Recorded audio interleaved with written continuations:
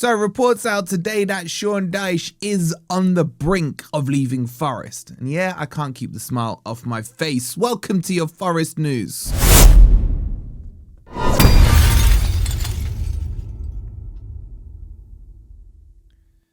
Hi guys, hope you're doing well and welcome to your latest Forest news. Coming up, I'm going to talk you through all the latest rumours about Sean Dyche. Could he go tomorrow? Is he going at the end of the season? What is going on right now? So make sure you've hit the like button, make sure you've subscribed as well, and make sure you've got only a couple of hours at the time of recording this video to get your Ola Aina tickets. You can win this signed, framed, authentic Ola Aina shirt for $3.99. There is literally 13 tickets left. It ends tonight, so go check that out. And while you're there, check out the Insta prize wins for 29p. You could be in the chance of the win to win hospitality tickets for Forest against Fulham. You got the European shirt from 79 as well, and a Nuno one if you do miss Nuno. So scan the QR code or click on the link and check out football prizes right now. Let's jump into the news. Okay, so there's been plenty of noise over the last couple of days about Sean Dyche being on the brink of being sacked. This has been coming out in the Daily Mail, which is like, and also in the Telegraph as well. I think John Percy has put an article out about it.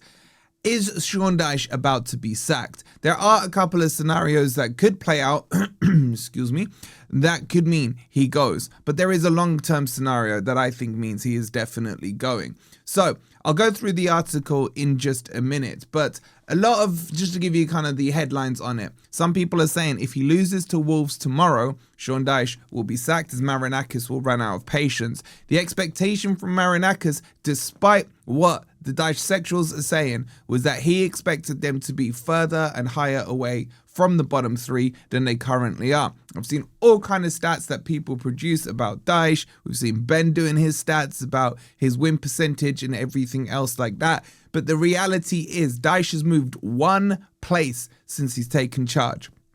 One place, with the squad that had over 200 million invested, with the squad that lost technically one first team starter in Elanga, and look how he's been for Newcastle this season.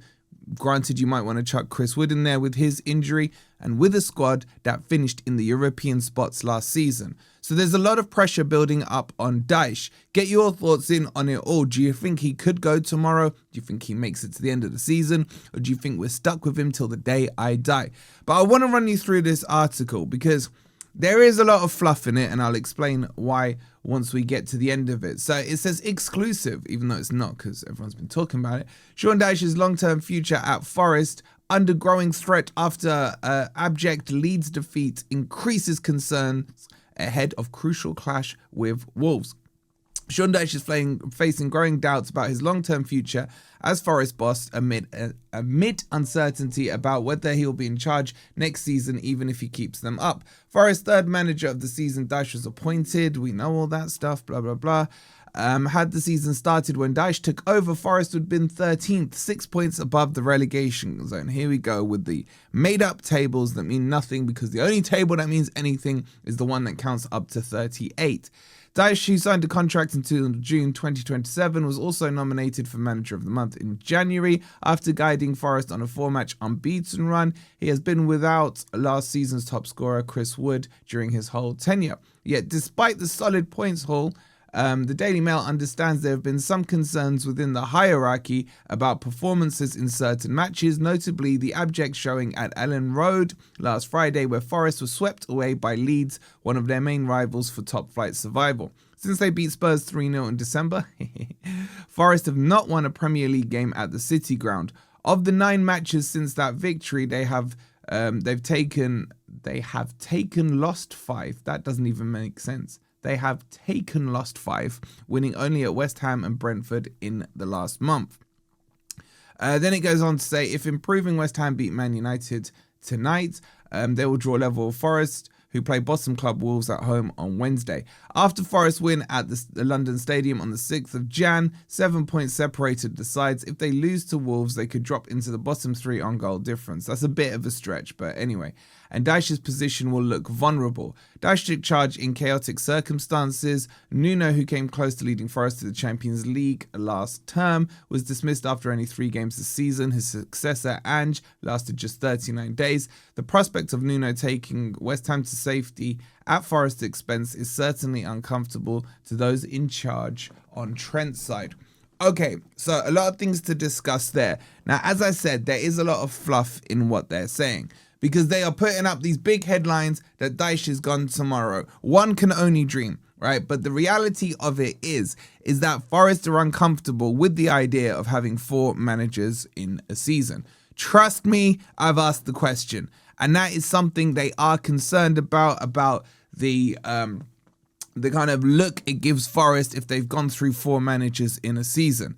The reality of it is, if he does lose to Wolves, the pressure will ramp right up. And I think even the Dyche sexuals will be like, right, you can't lose to a team that statistically are currently on track to be the worst ever Premier League team. And you can't lose to them at home.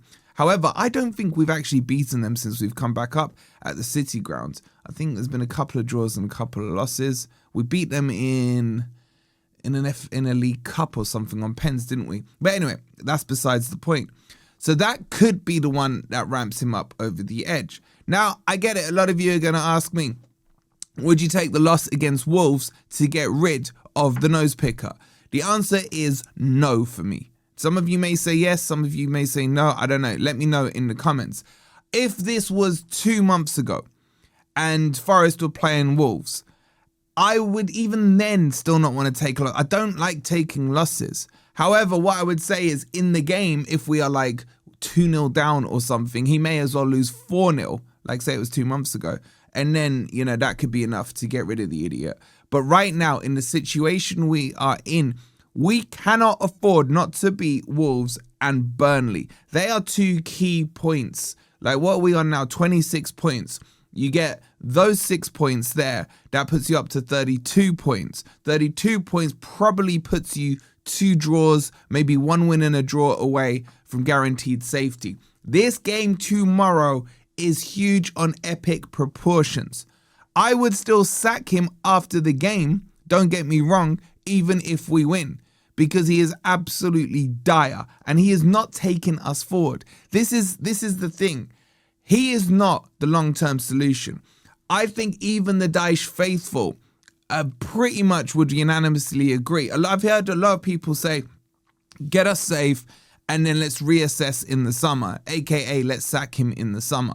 I hear that and I understand it, but I don't agree with it. Why? Because Forest still have a European campaign. I would be more comfortable with another manager coming in who could lead us potentially to win the Europa League. I don't think Dyche has got it in his locker. I really don't. You could get an interim manager in. That's the way I would go. And then you would go and get, hopefully, Marco Silva in the summer. As we know, Marinakis, Marinakis is a real big fan of him. As am I. So, look, here's the scenario for you guys. If Forest beat Wolves, we could, depending on what happens tonight between West Ham and Manchester United, be back to 6 points clear. Depending on what happens tonight between Newcastle and Spurs, we could be level on points with Spurs. And depending on what happens with Leeds and who they got, I think Chelsea, we could be level on points with Leeds. There's a lot of if, coulds and would-bes that could potentially happen. We're just going to have to see how this next 24 hours or just over 24 hours plays out. Forest could be an absolute meltdown come 10 p.m. on Wednesday, or Forest could be like, we could sit here be thinking, okay, we've survived this massive hurdle. Let's just get to the end of the season and get rid of the prick. So that's where things are. Everything is resting on tomorrow night. Do you think we can beat Wolves? Let me know in the comments. Make sure you've liked, make sure you've subscribed, and make sure you check out my predictions over on our second channel. Please do subscribe there. I'll leave the link for it on the end screen. Let me know if you agree with them or not. Hit that hype button, and we'll see you tomorrow for the watch along. Come on, you Reds.